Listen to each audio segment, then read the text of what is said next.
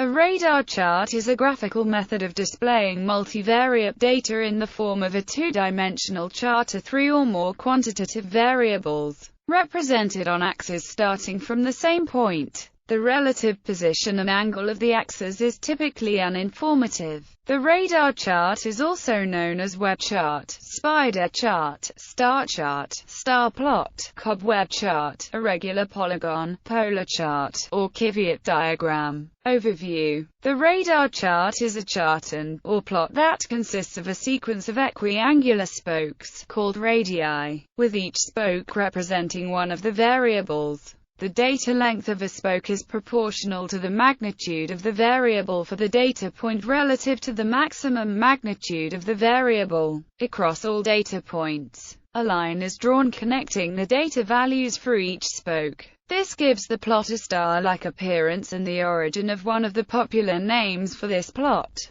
The star plot can be used to answer the following questions. Which observations are most similar, i.e., are there clusters of observations? And to locate similar points or dissimilar points, are there outliers? Radar charts are a useful way to display multivariate observations with an arbitrary number of variables. Each star represents a single observation. Typically, radar charts are generated in a multi-plot format with many stars on each page and each star representing one observation. The star plot was first used by Georg von Meyer in 1877. Radar charts differ from glyph plots in that all variables are used to construct the plotted star figure. There is no separation into foreground and background variables. Instead, the star-shaped figures are usually arranged in a rectangular array on the page. It is somewhat easier to see patterns in the data if the observations are arranged in some non-arbitrary order. Application. One application of radar charts is the control of quality improvement to display the performance metrics of any ongoing program. They are also used in sports to chart players' strengths and weaknesses, where they are usually called spider charts. Limitations.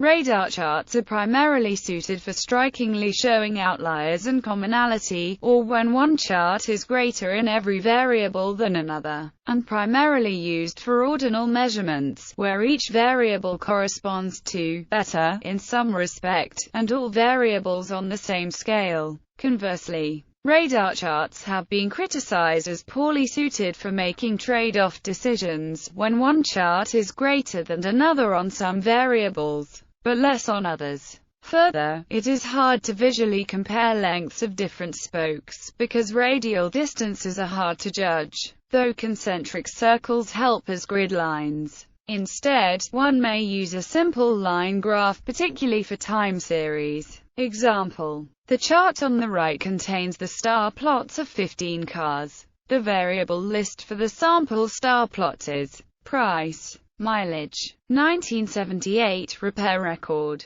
1977 repair record, headroom, rear seat room, trunk space, weight, length. We can look at these plots individually, or we can use them to identify clusters of cars with similar features. For example, we can look at the star plot of the Cadillac Seville and see that it is one of the most expensive cars, gets below average gas mileage, has an average repair record, and has average to above average roominess and size. We can then compare the Cadillac models with the AMC models. This comparison shows distinct patterns. The AMC models tend to be inexpensive, have below average gas mileage, and are small in both height and weight and in roominess. The Cadillac models are expensive, have poor gas mileage, and are large in both size and roominess. Artificial structure. Radar charts impose several structures on data, which are often artificial. Relatedness of neighbors. Radar charts are often used when neighboring variables are unrelated, creating spurious connections. Cyclic structure. The first and last variables are placed next to each other. Length. Variables are often most naturally ordinal,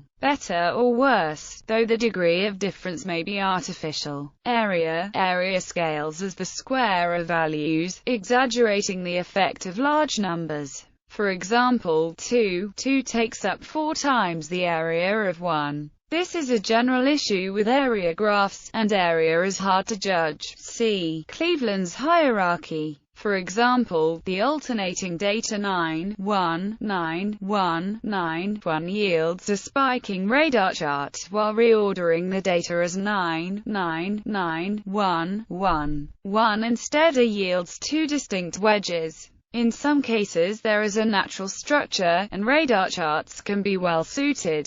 For example, for diagrams of data that vary over a 24-hour cycle, the hourly data is naturally related to its neighbor, and has a cyclic structure, so it can naturally be displayed as a radar chart. One set of guidelines on the use of radar charts is, you don't mind reading stacked areas instead of position along a common scale. The dataset is truly cyclic, not linear, and there are 2 series to compare, one much smaller than the other. Dataset size radar charts are helpful for small to moderate-sized multivariate datasets. Their primary weakness is that their effectiveness is limited to datasets with less than a few hundred points. After that, they tend to be overwhelming. Alternatives. Most simply, one may use a simple line graph, particularly for time series. For graphical qualitative comparison of two-dimensional tabular data in several variables, a common alternative are Harvey balls, which are used extensively by Consumer Reports.